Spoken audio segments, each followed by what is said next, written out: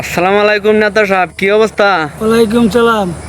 অবস্থা তো ভালোই আছিল, কিন্তু কালকে রাত্রে ঝড়ে আমার গাছপালা সব ভেঙে চুরমার হয়ে গেছে।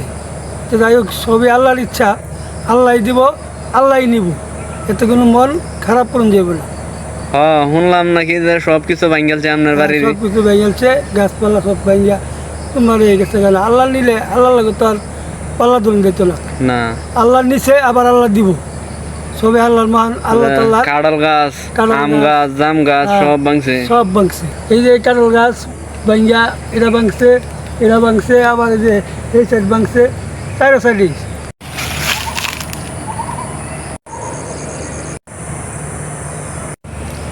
সবাই তো সবই তো দেখলাম ভাঙ্গা চোরা, কিন্তু বাড়ির বাগানে হলে লাশপত্র আমি বইয়া বইয়া এটা দেখতেছি ভাঙ্গাটাই। এছাড়া বল কি